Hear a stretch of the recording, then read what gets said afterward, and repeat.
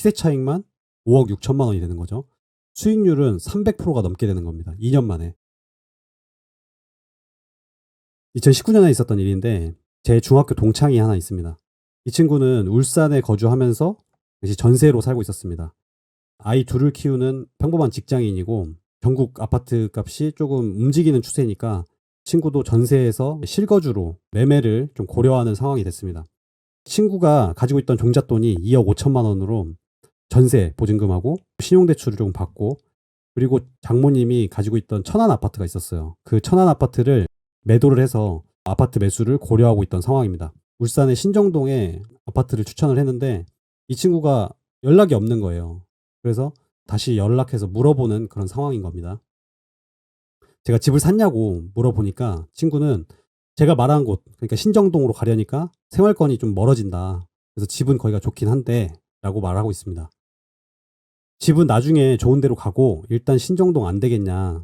전세 끼고 사놓고 너는 한 4년만 월세를 살아라. 싼 데서. 이렇게 하면 제가 분명히 좋은 선택인 거를 미리 알고 친구한테 제안을 하는 상황인 거죠. 그러니까 친구가 지금 이사를 가려는 게 애 둘 생기고 집이 좁아서 넓은 데로 가려고 하는 건데 신정동 가면 더 좁은 데로 가야 함. 그러니까 신정동이 좀 집값이 비싼 동네예요. 울산에서는. 넓은 집으로 가려면 그 지역이 지금 집이 비싸니까 좁은 데로 갈 수밖에 없다. 이사를 가는 의미가 없지 않겠냐. 이런 얘기를 하고 있는 겁니다. 정말 확신을 가지고 얘기를 했던 거죠. 울산 지금이 딱이다. 너무 아쉬워서 계속 얘기하는 거다. 라고 얘기를 하는 겁니다. 그러니까 친구가 제가 이렇게까지 얘기한 적이 없다 보니까 웃죠. 웃고 신정동 집값 오른대? 라고 저한테 역으로 물어보는 상황입니다. 이 말 의미는 그거겠죠. 어디서 그런 얘기를 들었냐. 뭐 어떤 전문가가 그런 얘기를 하더냐. 약간 믿지 못하겠다는 듯이 얘기하는 거죠. 뭐 신정동이 왜 오르는데 무거동은 본인이 사는 지역이 왜 오르고 언제 오르는지도 정확히 알지 못한 채 현실에 맞게 고려하게 되죠. 생활권이 이쪽에 다 있어서 여기서 움직일라 하지. 근데 아이가 초등학교에 가거나 하면은 더 어려운 상황이 되는 걸 알고 있기 때문에 어릴 때 이런 선택을 할 수 있다고 생각을 해서 친구한테 제안을 했던 겁니다. 마지막으로 이제 제가 한 번 더 얘기를 하는 거죠. 그러면 월세를 무거동에서 살고 신정동에 전세 끼고 사놓으면 되잖아. 무거동에서는 싼 월세를 일단 좀 살았다가 신정동에서 돈을 좀 벌고 나중에 좀 좋은 주거를 선택하면 되지 않느냐라고 말했던 건데, 돈 모으기도 힘든데 월세를 산다는 게 굉장히 친구한테는 껄끄러운 느낌인 거죠. 그렇다 보니까 먼 월세를 사러 하면서 거부를 한 거죠. 당시 제가 친구한테 제안했던 아파트가 울산 신정동에 있는 준신축 아파트였습니다. 매매가 전세가의 흐름을 보면 이 빨간색 매매가 흐름은 2019년 10월 당시 매매가 5억 6천만 원인 상황이었고 전세가의 경우는 3억 8천만 원 정도였습니다. 친구가 가지고 있던 종잣돈이 2억 5천만 원이었는데 그래서 제가 전세를 끼고 살아 라고 얘기했던 거죠. 2019년 10월 상황이 매매가 5억 6천에 전세가 3억 8천이니까 투자금은 2억 이하로 투자를 할 수 있었던 상황이고 울산 지금이 딱인데 아쉬워서 그런다 라고 얘기를 했던 겁니다. 이후 이 아파트가 2020년, 2021년이 되면서 매매가가 11억 2천만 원, 그리고 전세는 6억 3천만 원까지 올라갑니다. 5억 6천만 원이었던 가격이 11억이 되다 보니까 시세 차익만 5억 6천만 원이 되는 거죠. 만약에 1억 8천만 원을 가지고 이 아파트를 매수를 했다면 수익률은 300%가 넘게 되는 겁니다. 2년 만에. 이때가 상승장인데다가 코로나 변수로 인해서 좀 과도하게 오른 경향은 있긴 있습니다. 그래서 지금은 하락장을 맞고 좀 가격이 내려온 상황인데, 그렇다고 해도 8억 6천만 원 정도 시세를 형성하고 있고 전세도 5억 정도 시세가 형성돼 있습니다. 어찌됐든 친구가 처음에 매수를 고려했을 그 상황보다는 3억 이상 시세가 상승한 상황입니다. 결국 친구가 선택한 그 생활권이었던 무거동 아파트입니다. 이 무거동 아파트를 2019년 말에 1억 정도 주택담보대출을 더 받아서 매수를 하게 됐고, 이후 이 아파트도 상승장 흐름을 맞으면서 4억 중반까지도 가격이 올라갔었습니다. 그리고 다시 하락장을 맞으면서 3억 8천만 원 정도 시세로 내려온 상황입니다. 이때 당시 이 아파트의 월세가 3천만 원에 60만 원이었습니다. 그러니까 이 친구가 만약 월세를 살았다면 어땠을까요? 2년치 월세가 1,440만 원이고 시세 차익은 이렇게 큰 차이가 나게 되는 겁니다. 이 한 번의 선택으로 인해서 친구는 지금도 주택담보대출을 갚고 있는 상황이고, 만약 월세를 살고 또 다른 선택을 했다면 지금은 더 좋은 주거를 선택할 수 있는 상황이 됐겠죠.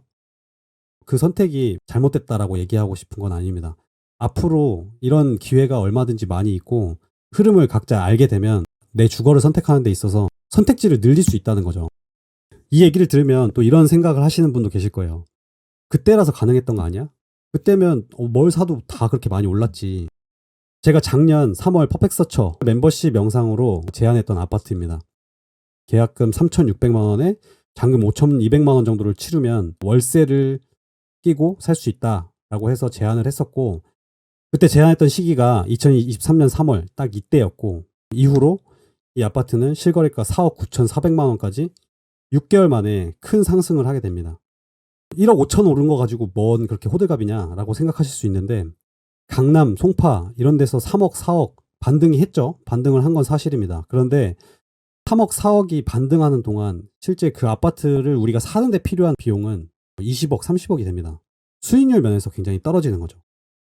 제가 말하고 싶은 건 사는 돈도 되게 중요한 겁니다. 투자에서는. 그래서 투자금 8,800만 원으로 같은 저층이라고 봤을 때 9월에 4억 5천만 원 정도가 됐고, 시세 차익은 9천만 원, 그리고 6개월 수익률은 102%가 되는 겁니다. 그러니까 내가 가지고 있던 돈이 2배가 되는 거죠. 물론 미실현 손익이긴 하지만 저는 이 당시 이게 굉장히 좋은 선택이라고 보고 저희 멤버십 회원들한테도 이 아파트를 제안했던 겁니다.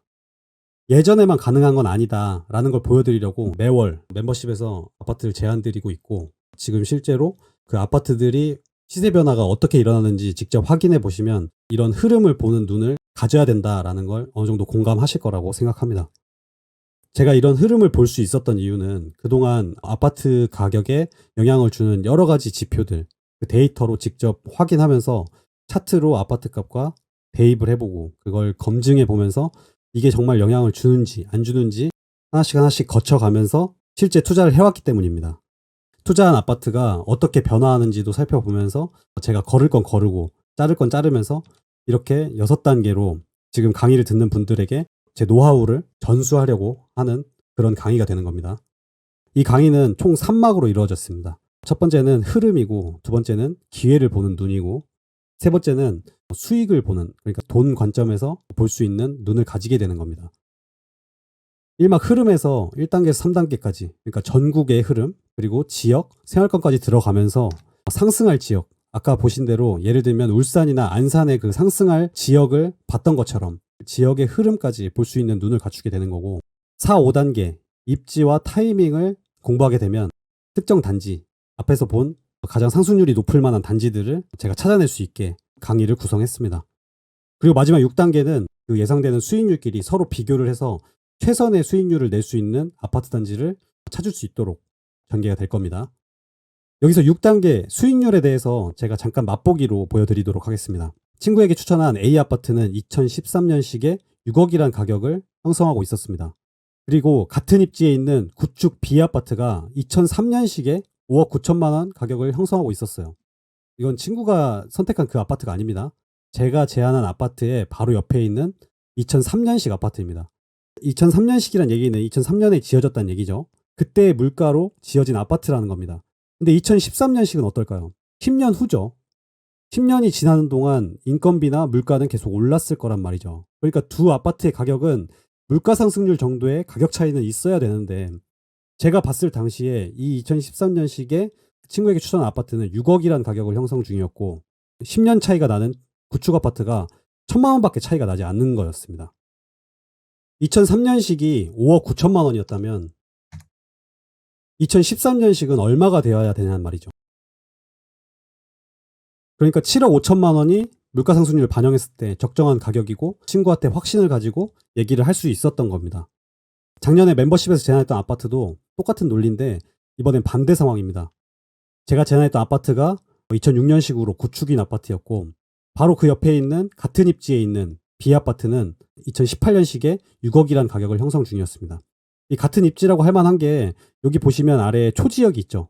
초지역과 거리가 거의 비슷하고 세대수나 브랜드나 여러 가지 면에서 비슷한 아파트입니다. 그런데 연식 차이가 12년 차이인데 가격 차이가 이렇게나 많이 나는 거죠. 이것도 역으로 이 주변 아파트의 2018년식 가격을 우리 아까 본 툴에다가 입력해봄으로써 이 같은 입지에 있는 2006년식의 가격을 미리 계산을 해볼 수 있다는 겁니다. 2018년식이 6억인 상황이고 인근에 있는 2006년식, 같은 입지에 있는 2006년식 가격은 4, 5천만 원이 적정한 가격이라는 걸 이 툴을 통해서 알 수가 있습니다. 따라서 멤버십에서 제안할 당시 3억 5천만 원이란 돈이었지만 물가상승률 반영했을 때 이 아파트는 4억 5천만 원 정도가 적정한 가격이다라고 제안할 수 있었던 겁니다. 이런 기준이 하나 있었기 때문에 지금 가격에는 접근이 어려울 수 있다라고 말씀을 드릴 수 있었습니다. 이게 전혀 어려운 게 아닙니다. 상승할 지역, 어떤 특정한 단지, 수익률 비교를 통해서 가장 수익률을 높게 낼 수 있는 아파트 단지를 찾을 수 있게끔 구성을 하게 된 겁니다. 그럼 다음 강의에서 1단계 전국 흐름을 보는 지표부터 시작하도록 하겠습니다. 그럼 다음 강의에서 뵙겠습니다.